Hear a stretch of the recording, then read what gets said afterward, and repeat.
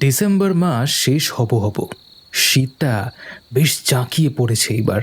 চারিদিকে প্রচুর পরিমাণ কুয়াশা দেখা দিচ্ছে। সন্ধে নামতে না নামতেই প্রত্যন্ত গ্রামের এই রাস্তাটা একদম শুনশান হয়ে যায়। কোনো জনমানুষের চিহ্ন পর্যন্ত আশেপাশে দেখা যায় না। এরই মধ্যে হঠাৎ হরি তার ভ্যান রিক্সা নিয়ে বিশেষ ডাকে চলেছে। গায়ে চাদর জড়িয়ে রিক্সার সামনে একটি লণ্ঠন ঝুলিয়ে হরি তার ভ্যান চালিয়ে চলেছে, যদিও যাবার তার সেরকম কোনো ইচ্ছে নেই। আমাদের এই প্রধান বাবুর কি খেয়ে দে কোনো কাজকর্ম নেই?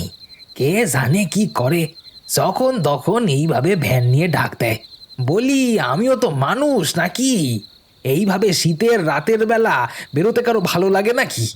যাই দেখি কি আদেশ করবেন আবার আমাকে।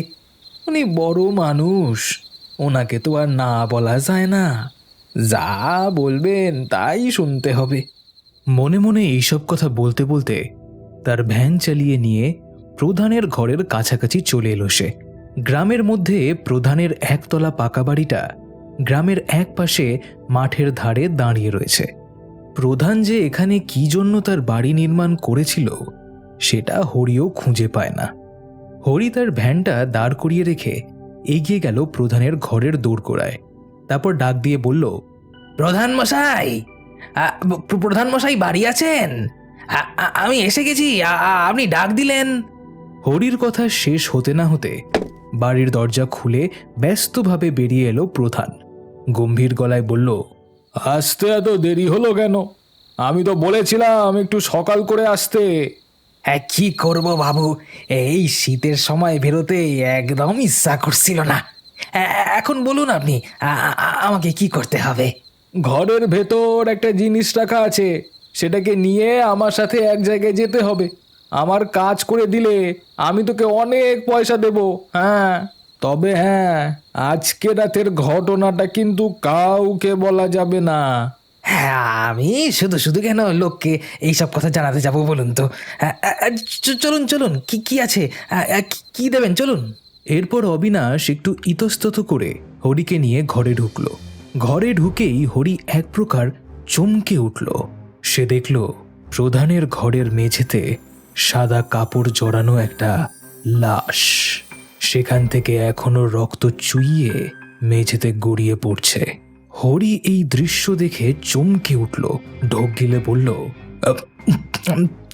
এই এটা কি বাবু? এ তো মনে হচ্ছে একজনের লাশ। হ্যাঁ, আর এটাকে এই মুহূর্তে এখান থেকে সরিয়ে ফেলতে হবে। তুই একটু ধর, আমাকে সাহায্য কর। কিন্তু বাবু, আমি আমি এই কাজ পারবো না। কোনো লাশকে আমি আমি হাত দিতে পারবো না। শোন হরি, তোকে আমি অনেক টাকা দেব, তোর কোনো চিন্তা থাকবে না। কিন্তু আমাকে যদি সাহায্য না করিস, তোর কিন্তু ক্ষতি হয়ে যাবে। সেটা কি তুই চাস? প্রধানের হুমকিতে হরি কিছুটা ভয় পেয়ে গেল। তারপর অনেক কষ্টে রাজি হলো, যদিও তার ইচ্ছে করছিল না এইসব কাণ্ডের মধ্যে কোনোভাবেই ফেঁসে যেতে। তবুও তার সামনে কোনো উপায় খোলা নেই। প্রধানের সাহায্যে হরি লাশটাকে ধরাধরি করে ভ্যানের ওপর তুলল। প্রধান গম্ভীর গলায় আদেশ করল, তাড়াতাড়ি চল, জঙ্গলের একটা শুনশান জায়গায় নিয়ে যাবি। সেখানে গিয়ে লাশটাকে পুঁতে ফেলতে হবে। হ্যাঁ, কিন্তু বাবু, এটা এটা কার লাশ? সেটা তোর জানবার বিষয় নয়। তোকে যে কাজটা করতে বলেছি তাড়াতাড়ি করবি, চল।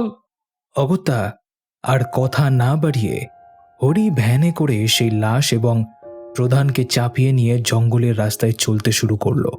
হরির বুক তখনও কাঁপছে। সে বুঝতে পারছে আজকে রাতের ঘটনা কোনো দিন সে কাউকে বলতে পারবে না। যতদিন সে বেঁচে থাকবে এই গোপন সত্য তাকে বয়ে নিয়ে বেরোতে হবে। সন্তু অনেকদিন পর মামার বাড়ি যাবে বলে প্রস্তুত হয়েছে। শহরের প্রত্যন্ত একটি কারখানায় সে কর্মরত। পরিকল্পনা করেছিল আজকে বিকেলে কাজ থেকে ফিরে বিকেলে ট্রেনে করে মামার বাড়ি যাবে। সেই পরিকল্পনা অনুযায়ী ট্রেন স্টেশনে যখন গিয়ে পৌঁছালো, তখন শুনতে পেল বিকেলের ট্রেনটা নাকি আজকে অনেকটাই দেরি হবে। এরকম পরিস্থিতি আগেও হয়েছে অনেকবার। আদতে এতে সন্তুর উপকারী হয় অনেক। কারখানার মালিক সবসময় তো আর আবদার রেখে আগে ভাগে কাজ থেকে বেরোতে দেয় না। তবে আজকে ট্রেন স্টেশনটা অনেকটাই ফাঁকা, কেউ নেই বললেই চলে। ঠান্ডাও পড়েছে। সন্তু স্টেশনের ছাউনির নিচে বসল। খিদেটা পেয়েছে খুব জব্বর, কিন্তু চারিপাশে কোনো ফেরিওয়ালা নেই। কি শীত পড়েছে বাপরে! সবাই এই শীতের জন্যই বোধহয় ঘরে ঢুকে গেছে, কারোর বেরোনোর কোনো নামই নেই। আসলে ট্রেনটা যতক্ষণ না আসবে ততক্ষণ এইভাবে পেট মুড়ে আমাকে বসে থাকতে হবে, কিচ্ছু করার নেই। বেশ কিছুক্ষণ বসে আছে, এমন সময় কোথা থেকে হঠাৎ তার পাশে এসে বসলো একটি মহিলা। মহিলাটি এখনো আধুনিক হতে পারেনি। পরনে শাড়ি, ঘোমটাটা মুখ পর্যন্ত টানা। মহিলা এসে হঠাৎ তার পাশে বসল। সন্তু একটু ইতস্তত বোধ করল, তারপর জিজ্ঞেস করলো, মানে আপনি কোথাও যাবেন নাকি? কিন্তু মহিলাটি তার কথার কোনো উত্তর দিল না। সন্তু একটু ঘাবড়েই গেল। মহিলার সাথে আর কোনো কথা বলবার প্রয়োজন বোধ করল না সে। সত্যি বলতে তার প্রশ্নের উত্তর দিল না বলে সে একটু মনক্ষুণ্ণই হলো। বেশ কিছুক্ষণ চুপ করে বসে থাকবার পর হঠাৎ করে মহিলাটি সন্তুকে জিজ্ঞেস করলো, আপনার কি রাতের বেলায় ট্রেনে ভ্রমণ করতে ভালো লাগে? সন্তু একটু চমকে উঠল, তারপর উত্তর দিল, হ্যাঁ, মানে আসলে আমি যে কারখানায় কাজ করি সেখান থেকে কাজ শেষ করে আসতে আসতে অনেকটাই দেরি হয়ে যায়, তাই জন্যই। আমারও একসময় খুব ভালো লাগতো রাত্রিবেলায় ট্রেনে যাতায়াত করতে। এখন আর সুযোগ হয়ে ওঠে না, তাই মাঝে মাঝে এখানে বসে থাকি। তাই নাকি? সত্যি কোনো জিনিসকে ছেড়ে দিলে সেটা যদি স্মৃতি হয়ে যায় তাহলে খুবই খারাপ লাগে। কিন্তু আপনার বাড়ি কি এখানেই? হ্যাঁ, একসময় এখানেই ছিল, এখন আর নেই। তাই নাকি? তা আপনারা অন্য কোথাও উঠে গেছেন নাকি? সন্তুর এই প্রশ্নের উত্তরে রাধিকা বলল, মনে হচ্ছে আপনার ট্রেন চলে এসেছে, ওই দেখুন আলো দেখা যাচ্ছে। সন্তু তার কথা মতো সেদিকে তাকালো, দেখল সত্যি করেই আসছে। একসময় স্টেশনে এসে দাঁড়ালো। হঠাৎ সে পাশে তাকাতেই সেই মহিলাটিকে আর দেখতে পেল না। সে একটু ঘাবড়েই গেল। আরে কোথায় গেল? চলে গেল নাকি? কি মেয়ে রে বাবা, নামটাও তো জিজ্ঞেস করা হলো না। সামান্য অপেক্ষা করে সন্তু ট্রেনের মধ্যে গিয়ে উঠল। ট্রেনের কামরাটাও আজকে ফাঁকা। সন্তু কামরার ফাঁকা সিটে গিয়ে বসল। ভাবল, ইস, গল্প করবার একটা সঙ্গীও নেই, সারা রাস্তাটা এইভাবে যেতে হবে একা একা। ট্রেনটা ছেড়ে দিল। দুর্ভাগ্যবশত ট্রেনের মধ্যে একটা ফেরিওয়ালাও উঠল না। এদিকে খিদে সন্তুর পেট একদম জ্বলে যাচ্ছে। তার মামার বাড়ি অবশ্য মাত্র 5টা স্টেশন পরই, বেশিক্ষণ যেতে সময় লাগবে না। এতটুকু সময় সে না খেয়ে দিব্যি কাটিয়ে দেবে। জানলার ধারে বসে আছে সে। এমন সময় হঠাৎ করেই চোখটা তার অপর দিকের জানলার সিটের দিকে যেতে ভয়ে একবার চমকে উঠল সন্তু। সেই ঘোমটা দেওয়া মেয়েটা সেখানে বসে আছে। তাকে দেখে একটু চমকে উঠল সে। সন্তু জিজ্ঞেস করল, আরে আপনি কোথায় চলে গিয়েছিলেন হঠাৎ করে? আর এখানেই বা কখন উঠলেন? ও মা, আমি তো আপনার জন্য খাবার আনতে গিয়েছিলাম, আর আপনি আমাকে ফেলে রেখে ট্রেনে উঠে পড়লেন। খাবার আনতে গিয়েছিলেন? কিন্তু আপনি কি করে জানলেন যে মানে আমার খিদে পেয়েছে? আপনার মুখ দেখেই বোঝা যাচ্ছিল যে খিদে পেয়েছে। মহিলাটির মনের এত মায়া দেখে সন্তুর খুব ভালো লাগলো। বলল, আসলে ভাবলাম যে ট্রেনে উঠে কোনো ফেরিওয়ালার কাছ থেকে খাবার কিনে নিয়ে খাবো, কিন্তু সেই উপায়ও তো আর হলো না। দেখুন না, এই শীতের মধ্যে বোধহয়। এত অবধি বলেই সন্তু আবার থেমে গেল। আবার সে অবাক হয়ে গেল। এইমাত্র সে যার সাথে কথা বলল সেই মহিলাটি আবার উধাও হয়ে গেছে। তার বদলে সে যেখানে বসেছিল সেখানে একটা টিফিন কৌটো পড়ে রয়েছে। সন্তু প্রচণ্ড ভয় পেয়ে গেল। সে বুঝতে পারল তার সঙ্গে কোনো ভৌতিক কারবার ঘটছে। সিটে থাকা সেই টিফিন কৌটোয় হাত দেবার সে আর সাহস পেল না। অপেক্ষা করতে লাগলো কখন তার কাঙ্ক্ষিত রেল স্টেশনটি আসবে। এদিকে দীপ বেশ অনেকক্ষণ ধরেই স্টেশনে বসে আছে তার ভাগনাকে বাড়ি নিয়ে যাওয়ার জন্য। তার সাথে হরিও এসেছে। এই ঠান্ডায় সে বেরোতে চাইছিল না, কিন্তু দীপও তাকে ছাড়ল না। আর কখন আসবে ভাই? এদিকে তো প্রচণ্ড শীত পড়েছে। আমি যদি বাড়ি না যাই তাহলে অসুবিধে হয়ে যাবে। আরে দাঁড়াও দাঁড়াও, এত তাড়াহুড়ো করলে চলে? ট্রেনটা তো আর আমার সময় মতন চলে না। ট্রেনটা আসতে দাও, ঠিক দেখবে চলে আসবে। সেই থেকেই তো আসবে আসবে করতেছো, কিন্তু ট্রেনটা তো এখনো পর্যন্ত পৌঁছালো না। আরে সব কিছুর একটা সময় আছে, আর তোমার তো তাড়াহুড়োটাই বা কিসের বলো তো? সেটা তুমি বুঝবে না। রাতের বেলায় আমি বিশেষ কোথাও একটা বের হতে চাই না। কথাবার্তা বলতে বলতেই ট্রেনটা এসে থামল স্টেশনে। সেখান থেকে নামলো সন্তু।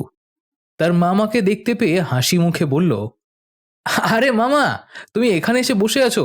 আমি ভাবতেই পারিনি তুমি আসবে। সে কি রে, আসবো না বললেই হয় নাকি? তুই আসবি বললি, আমি তো এসে কখন থেকে বসে আছি, না এসে পারি বল? চলো মামা, বাড়ি যাওয়া যাক। প্রচন্ড শীত করছে গো। উফ, গ্রামে প্রচুর ঠান্ডা। হ্যাঁ হ্যাঁ ভাইয়েরা, চলো চলো, আর দেরি করা একদম ঠিক হবে না। ট্রেনটা হুইসেল দিয়ে স্টেশন ছাড়িয়ে যখন চলে যাচ্ছে, তখন সন্তু একবার পিছু ফিরে তার কামরাটার দিকে তাকালো।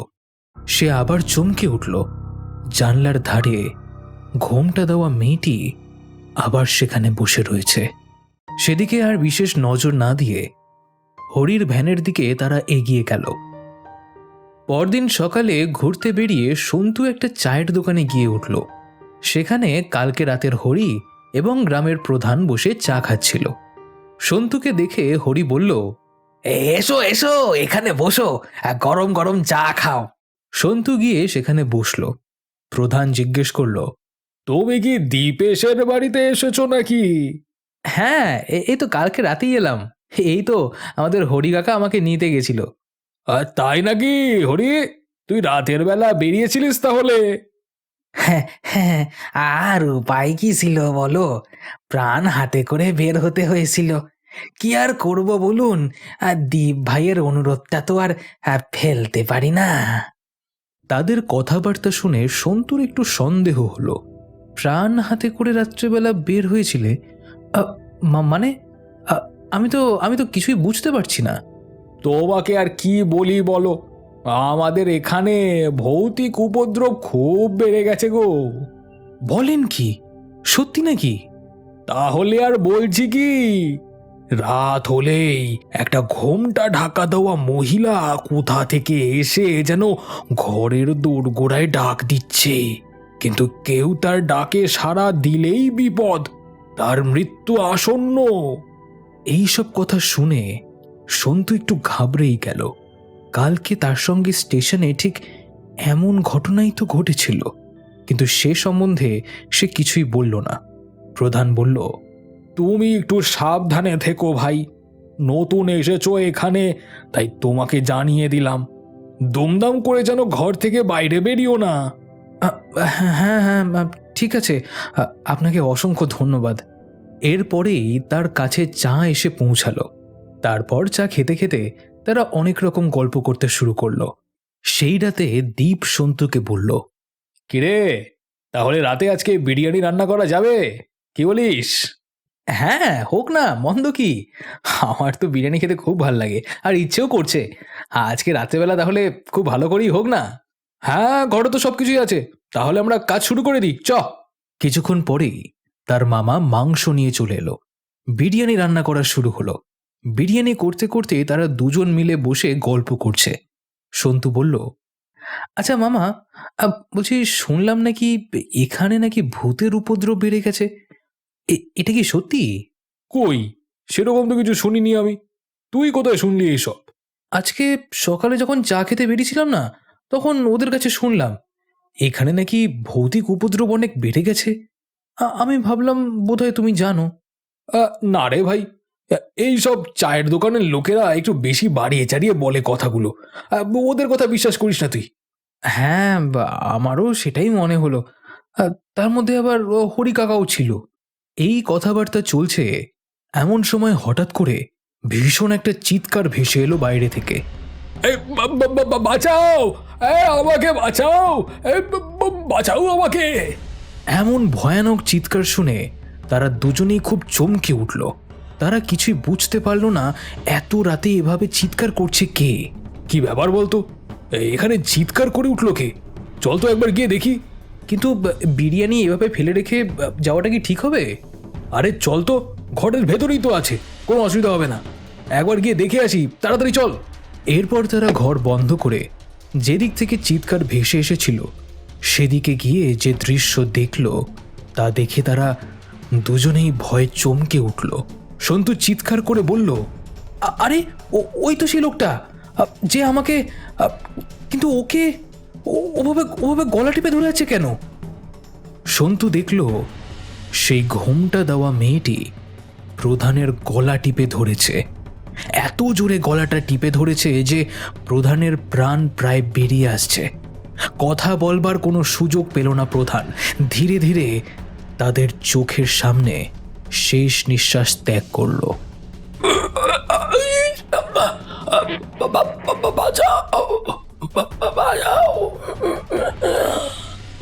মহিলাটি তার লাশটা ফেলে দিয়ে এরপর সন্তুর সামনে এসে দাঁড়ালো।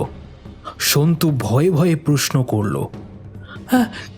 কিন্তু আপনি কে? আর এইভাবে ওদেরকে মারছেন কেন? এই প্রধান আমার জীবন শেষ করেছে, আমাকে মেরে জঙ্গলের মধ্যে পুঁতে দিয়েছিল। সেই থেকে আমি অতৃপ্ত হয়ে ঘুরে বেড়াচ্ছি। আজকে আমি ওকে মেরেছি, আজকে আমার মুক্তি হবে। কিন্তু ও আপনার ক্ষতি করতে গেল কেন? আপনি ওর কে হন? আমার যদি ভুল না হয় তাহলে আপনি ছিলেন ওই প্রধানের ম্যানেজার, তাই তো? হ্যাঁ, একদিন রাতে আমাকে ডেকে কুপ্রস্তাব দেয় ওই প্রধান, কিন্তু আমি তার কথায় রাজি হইনি বলে আমাকে মেরে ফেলে। আমি বুঝতে পারছি আপনার কষ্টটা। আপনি যা করেছেন ঠিকই করেছেন। এখন আপনি যদি মুক্তি পান তাহলে আমাদের থেকে বেশি আনন্দিত আর কেউ হবে না। তোমরা এখান থেকে চলে যাও, এখানে থেকো না। এখানে তোমাদেরকে কেউ দেখলে প্রধানের মৃত্যুর জন্য তোমাদেরকে দায়ী করবে। তোমরা এখান থেকে এসো এবার। এই কথা বলে রাধিকার ভূত হাওয়ার সাথে মিলিয়ে গেল। বিরিয়ানি খেতে বসে দুই মামা ভাগ্নে গল্প করছে। দীপ বলল, ওই প্রধানের স্বভাব একদমই ভালো ছিল না, মানুষের সাথে খুব খারাপ ব্যবহার করত। ওর ম্যানেজার মেয়েটি খুব ভদ্র ছিল, খুব গরিব পরিবার থেকে উঠে এসেছিল তো। হ্যাঁ, খুবই মর্মান্তিক। তোমাকে বলিনি, কিন্তু এই যে এই মেয়েটা স্টেশন থেকে আমার পিছু নিয়েছিল জানো। কিন্তু আমি তখন ভাবতে পারিনি যে এই ব্যাপার ঘটবে। বেশ কদিন ধরেই মেয়েটিকে খুঁজে পাওয়া যাচ্ছিল না। প্রধান বলেছিল নাকি অন্য কোথাও কাজ নিয়ে চলে গেছে, কিন্তু আমাদের গ্রামবাসীদের সে কথা বিশ্বাস হচ্ছিল না। ভালোই হয়েছে, ওর মৃত্যুর প্রতিশোধ ও নিজেই নিয়েছে। যাকে এখন ভেবে লাভ নেই, আর যা হয়েছে ভালোই হয়েছে। ঠিকই বলেছো মামা। এইসব কুলাঙ্গার লোকেরা আইনি পেঁচাল থেকে মুক্তি পেয়ে যায় নিজেদের ক্ষমতার বলে। তবে তাদের পাপের শাস্তি কখনো না কখনো পেতেই হবে, কেউ আটকাতে পারবে না। ঠিকই বলেছিস। এখন আয়, বসে থাকিস না, বিরিয়ানিটা ঠান্ডা হয়ে যাবে। চোখের সামনে যা জিনিস দেখলাম তাতে কি আর বিরিয়ানি গলা দিয়ে নামবে গো?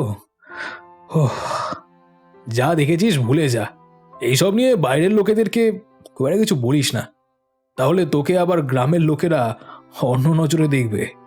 হ্যাঁ, না কোনো দরকার নেই আমার। প্রধান তার পাপের শাস্তি পেয়েছে, ব্যাস, আর চিন্তা করে লাভ নেই। দাও মামা, বিরিয়ানি খাই। তারপর সেই রাতে জমিয়ে তারা বিরিয়ানি খেতে শুরু করলো। যতই হোক, এই ভূত কিন্তু গ্রামের বাকি কারো কোনো ক্ষতি করেনি।